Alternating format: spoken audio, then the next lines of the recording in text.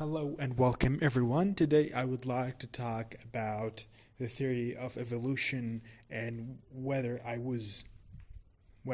believe or not in this theory, and if I believe or not, why I have this view and this opinion. So first of all, let's just define what is the evolution theory. Actually, it's a very old theory. The idea that species or all the existing things came from one origin. Okay? This idea is actually very, very old, very ancient.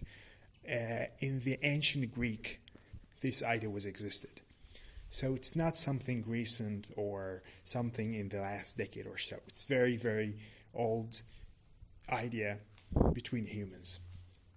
And the theory of evolution, actually, it has very different forms, okay?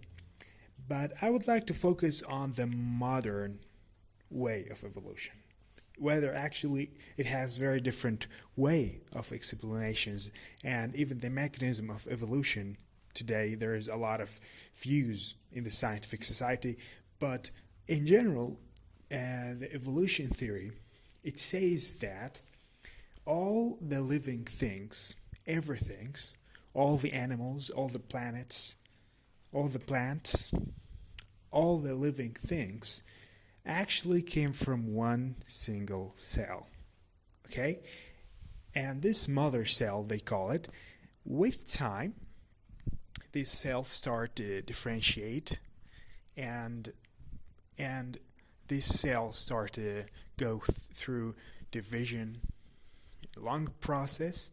Then there's different type of cells. Those cells with time they progress and they went through the process of evolution and they became animals, they became trees, they became everything. Okay? So this is the theory.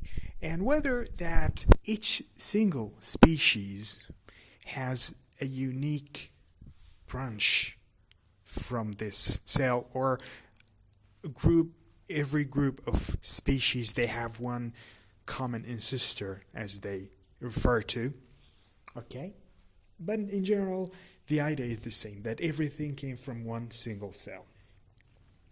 Now, and Charles Darwin, in the 19th century, he wrote his very famous book, The Origin of Species, and he wrote about the idea that he noticed that there is similarities between humans and monkeys, humans and fish, for example, and starfish, and different types of species, all right, especially in the woods and the jungles.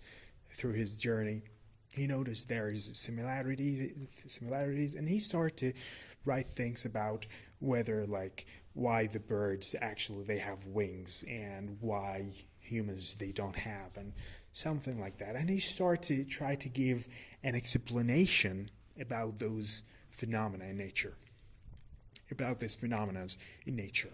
Okay, so that was okay until now. So we could summarize that this is the theory of evolution. Now, how we could explain actually how this evolution happens, the process of evolution. The explanation of how the evolution happens actually has changed a lot. Because first of all, Charles Darwin himself, he thought that if a species or a creature has something, specific characteristics, if we could say specific characteristic, all right, so he would be able to give this characteristic to his descendants, to his children, okay? And in this way, because Lamarck, one of the scientists before actually Charles Darwin, a few years, he tried to explain why the giraffe they have long neck, because he said that through time they tried to eat something from the tree, leaves from the tree, okay, and through the process the neck of those giraffes actually gets longer, and this is what we said. But actually, this explanation today is actually not acceptable because we know that if you earn a specific character, you won't able to give it to pass it to your children. For example, if I learn a language, if I learned, for example, Chinese or I don't know, a language, something, Japanese, I know for sure that my children won't be able to speak Japanese because I speak Japanese. I can't give the skills to my children. Okay, the same thing, I can't give this acquired characteristics to my children. Okay, so this obviously say that with time, a little bit, and like the neck of the giraffe start to get longer and longer for each generation. But this, of course, doesn't make sense. Scientifically, this is wrong. So they tried to give another explanation. They said, for example, let's say that in the modern actually way and how they explain the evolution, they say that it happens through the mutations, which is different. It's change that occurs in the DNA. Okay, and this change actually could be passed to the next generation. Okay, but actually Charles Darwin didn't know anything about that because he was in the 19th century and knowledge at that time was not actually advanced yet. So, and the second principle that is very important in when we talk about the theory of evolution, which is the principle of natural selection. This is what they call it, natural selection. What they mean that nature, through the time, some species actually are strong enough to survive, and some species are not strong enough. They're weak, so for this reason they disappear. They said if we talk about rabbits, for example, just an example, rabbits, they could jump. He said that maybe there's some types of rabbits, they actually disappeared because they were so slow, too slow, and they won't be able to survive if another animal attacked them and wanted to eat them. So the slow rabbits disappeared. Only we have the fast rabbits. And the same principle apply for everything. Like, for example, we have those camels in the desert. They could actually survive with very hot weather. Okay? And camels, for example, they disappeared, and so on. This is generally what the concept of natural selection means. Okay?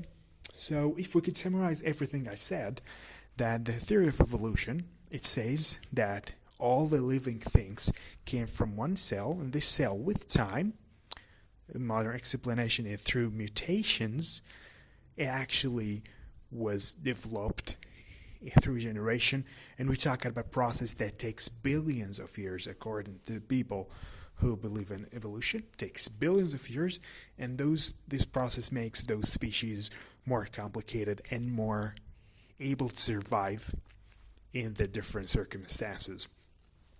Okay, and it says it relies on the principle of mutations, changing DNA to make the creature better in different ways, and something else, the principle of natural selection, which means the survival of strong species, strong individuals who are going to make a species with time. And actually there's noticeable could notice there is differences between the people, the scientists who define and stand with evolution theory, whether that this change in the species happens slowly with time or happens suddenly, because some people actually say that this change happens just suddenly. Okay, like for billions of years, things are the same, the species is the same, and suddenly, that this individual would just develop skills that makes him fly or survive underwater, give him a third eyelids, I don't know, something like that. All right, so this in general, what is the theory of evolution? Now, what is if there is evidence? There is evidence. They say that theoretically, it's the way to explain how we have different species. That makes sense. And something else, they say that they study in the lab for some like bacteria and something like that. Those bacteria, with time, of course, very short period of time, they were able to develop a new way to survive or something. This is generally what is the evidence of evolution. They talk about this is something I'm going to talk about actually. They tried to pretend there is fossils about those old species, but actually most of them were fake, shockingly. And actually, we could say there's no single fossils that actually could be like very, very obvious and strong evolution evidence. Okay, they tried they said that they found a skeleton in the last century. They said they found a skeleton for this middle series, if you could say, this middle level between human that we know today and the ancestor of humans. Okay, but actually it turns out that this skeleton is fake. So there is no evidence we could depend on to prove this theory, and especially there's no a lot of fossils out there, because if this process was very broad and humans they exist everywhere, there should be fossils everywhere. Okay, so this is in general. They just want to correct the concept that people think that they say that humans originally are monkeys. Nobody actually said that. That actually people who actually don't know about the theory, they say that Charles Darwin said that we're monkeys. No one actually said that. Charles Darwin said that we are and the monkeys are cousins. We could understand it like that. We have a common ancestor. Okay? This is what he said. Now I was trying to define the theory of evolution. Now I want to criticize the theory, and I want to just clarify my view. For me, I don't believe in evolution theory. This is my personal choice. I don't believe in evolution theory. And if you ask me why, I'm going to tell you now why I don't believe in the evolution theory. And this is actually arguments that people who don't believe in evolution theory depends on. First of all, let's talk about the mutation. Okay. First of all, let's talk about the theory itself. It says that it explain why we have different species. Okay, I could say that, but it's not the only way to explain why we have species. All right, this is not actually the only explanation to explain why we have different species. I could make up a lot of different explanations as well. Okay, because some people who say, for example, that God created its single species by itself. So this is an explanation as well. There was found those species, they exist like that, and they're not relative to each other. It's also you can't actually say no to this and yes to the other argument. And something else, the evolution theory actually doesn't actually explain where did this mother cell came from. This is a dilemma actually for evolution. All right, let's suppose now that all the cells actually came from one cell. Now the question is, where did this first cell, mother cell, where did this come from? And evolution, of course, can't explain how this first cell came from, the mother cell. And they say that it happened, it was made randomly, and that is not acceptable, because we know that cells are very accurate and delicate things. If we just want to study the molecule of protein, for example, amino acid, it's actually the structure of protein is very complicated. They say that according to math, if there were a little difference in the structure of those amino acids, the protein won't exist. Okay, it won't be a protein. And you can't actually say that they said that there's little like thunder happened in the sea and first cell made up like that is actually not true. Okay, and especially in the 18th in the 19th century, they say that sometimes you see that they said that sometimes they would found worms in an old cheese. Okay, so they said that all right, so where do those worms came from? The bacteria came from non-living origin, but it turns out that is so wrong. The bacteria always came from bacteria. Okay, there's no way that bacteria would came from nothing. That is actually not true. So this is the first thing. There's no explanation how the first cell came from. As someone who strongly believes in God, I could simply say that even if you want to depend the view of evolution, we could simply say that God created the first cell. That makes more sense than to be just unable to give an explanation to where did this first cell came from. Okay? Does not make any sense. So this is the first problem with evolution, and it doesn't explain where did the first cell came from. The second problem actually with evolution that it depends on the modern theory, at least it depends on the mutation. This is the only way to explain how those characteristics pass from one generation to another through mutations. Okay? But the problem is that we know that mutations actually are something random. And as a biomedical engineer, and we all know that sometimes little mutation in the DNA of someone gives him like Down syndrome. Or sometimes you see someone who is born with 3 legs or with some like abnormality, some disorder. Okay, say that we have little mutation that happens that cause actually little difference in the DNA of this person, so he would suffer with something. So mutation are something that's random and always always actually bad for the individual. So how you could convince me that this random mutation happened and caused this individual to be better or to make this individual survive? It's something random to begin with.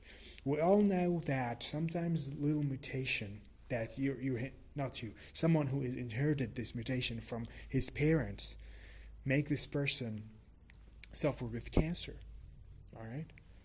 Sometimes little difference, and this because we know that how mutation happens. The mutation either from radiation activity, or either from heat, very high temperature that could cause mutation, like means the change in the structure of the DNA. This is what mutation is. So how this random mutation could actually be better for the human or for this individual. And there's something here to notice, that we're not talking about one mutation. We're talking about billions and billions of mutation that happens to all species that make all of them better. If one little wrong mutation happened, the whole species would disappear. So that can explain how this species survive through all those billions of mutation in all the system, not only on one system. Mutation that happens in the cardiovascular systems, mutations, not mutation. For in the immune system, in the structure, in the everything, and all of them are good, and the creature benefit from them. That is actually does not make any sense. This is the second problem. Mutation are something random. Mutation cause cancer. Mutation are bad, simply. And this third problem with evolution, that there is no fossils at all for those mid-level or in the mid-series of evolution. All right, but we see actually the reverse of this. Sometimes we found a skeleton for a human being, which is exactly the skeleton of the modern human. Sometimes the scale could be like literally thousands of years ago. Like, they give very big numbers, like millions of years or something. And it's exactly the same skeleton. The same thing with ants. We see the bodies of those ancient ants, which is exactly the same way of the ants that lives today. The ant that live today. Okay? The same thing for everything. If that was actually the case, why I can't find a lot of those mid-level, like if the human was evolved from something who's not a monkey, but actually like a mid-section or a mid-level between being a human and being, like something look like a monkey, okay? Because I said that and monkeys are cousins according to the theory. I should find those in a lot of quantities in the earth. Why I can't find any of them? I find actually the inverse. I found old bodies from humans who are just like us. Exactly the same size, the same skeleton, the same bones, the same everything. Not only for humans, even for cats, for ants, for dolphins. They always found something like that. So why those things are not, they should be different. They differ from us. They should differ from us if the theory was correct. But they don't. They're just like us. I can't see this fingerprint, if we could say, of evolution on them. Like if I was supposed to find, because they said that from 1 million years ago, the human was not actually was not a standing creature. He was actually like a little banded, just like the monkeys, because they say that our ancestors, they used to walk on arms and legs at the same time, walks on four. But that actually we can't find anything like that, okay? So simply I would say, this is because we can't explain the first cell, the first mother, where the life came from, why we can't find dead bodies for those old ancestors of us, and the principle of mutation being good actually is not reasonable and not rational and does not make any sense. So, and I would just want to say something here. Always people, I don't know, for somehow, always people can connect the theory of evolution with being atheists. Actually, that is not the case. Some people, they believe in evolution and they believe in God. They said that God actually used this way when he create his creatures. He makes them better through the evolution. They said that God is responsible for the evolution. And they said, this is what some people say. Darwin himself actually was not an atheist. He was agnostic, so it means he doesn't know if religions were true or not. But in general, why we shouldn't always connect. There's no direct, relationship between evolution and being atheist. All right. It actually, some atheists, they believe in evolution. Some believers, they believe in evolution, and vice versa. So we should actually always say if you believe in evolution, you must be atheist. No, and if you believe in smart design, this is what believers. Maybe I'm going to make a video about this, because some believers, they say that instead of evolution, the smart design means God created everything. Obviously there's design, and that makes sense as well, because they say there is a design in everything. Like for me, when I studied physiology in the second year in biomedical engineering college, it was fascinating how the human body works. It's just extremely complicated systems that works together to make sure that you are alive, simply. And you walk and you hear and you see, and this is very accurate process actually. So and the smart design not only in humans, actually in the universe, in everything, and how there is a balance. Maybe I'm going to talk about this universe. Like they say that the concept of gravity is, for example, in the Earth is 9.81, something like that almost. all right, meter square,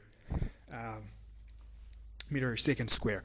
But actually, if this concept was a little different, there is no possibility of life on Earth, and even how the planets they rotate in the orbits, the position of each planet relative to other planets, everything's just incredibly accurate and actually is literally counted. So I'm going to talk about this smart design theory in different video, maybe, God willing. So I hope this video just like I was always because today I was reading about evolution, and I said maybe I just want to, because I always like to read about biology, and I always, when you read about biology, always you find yourself find yourself dealing with the evolution theory. So I was like, when I was reading a book actually, I said about biology, I said, all right, I'm gonna make a video about evolution. I want to make this. So I hope that was clear, and I hope that I was able to define the theory of evolution. What's the evidence of it? What is the, if we could say, the anti-evidence of it?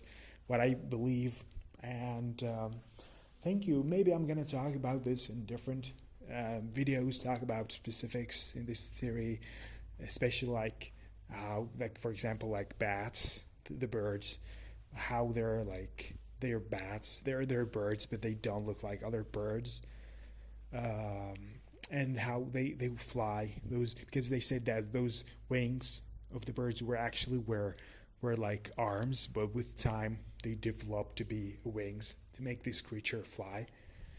A lot of details actually, so maybe in different videos, and thank you so much, and goodbye.